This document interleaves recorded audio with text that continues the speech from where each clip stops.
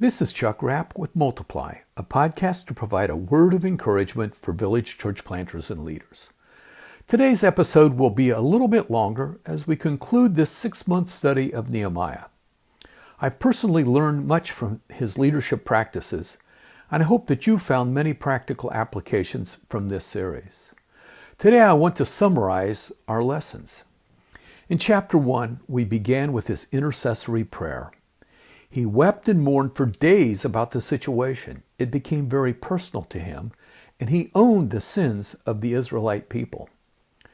In chapter 2, we observed many lessons. Firstly, he was courageous as he approached the king. Though he was very much afraid, in verse 3, he overcame those fears and asked to be released to go to Jerusalem. And he was also bold. He didn't ask a small favor. We see in verse 5 that he made a very large request of the king. And I appreciate how Nehemiah was planful, as we see in verses 7 and 8. After 4 months of prayer about the situation in Jerusalem, Nehemiah knew the details of what was needed, and he had a plan. I also see in verses 17 and 18 that Nehemiah was an inspiring visionary. Here's what he said.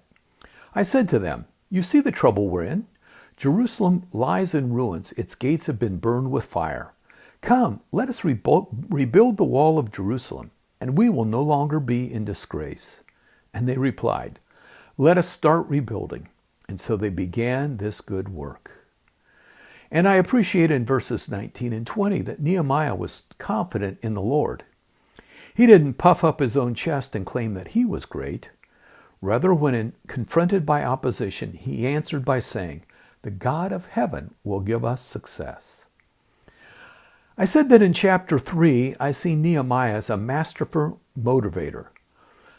He found those who were most influential in Jerusalem, and he engaged their support and involvement early on. He also set clear assignments and expectations. And related to this, in chapter 4, we saw that he was a motivator and not a manipulator. Those who follow us see through any attempts to manipulate, and this often results in resistance and resentment. Another lesson in chapter 4 is that Nehemiah had the wisdom to balance the work with the security of the workers. We read, "Half were equipped with spears, shields, bows, and armor. Those who carried materials did their work with one hand and held a weapon in the other." That's from verses 16 and 17. And we also saw in chapter 4 that leaders are responsible for warnings and communication. The last half of verse 18 tells us, "The man who sounded the trumpet stayed with me." And also in verse 20, "Wherever you hear the sound of the trumpet, join us there."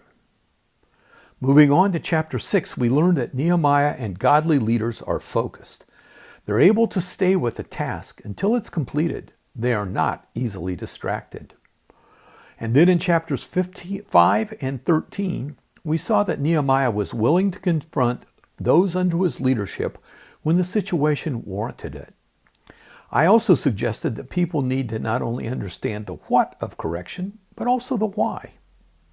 And then finally, our study of Nehemiah's leadership qualities began with prayer, and it concludes with prayer. In chapter 9, he led the people in prayers of repentance. May we aspire to be godly leaders following the example of Nehemiah. This has been a word of encouragement for village church planters and leaders.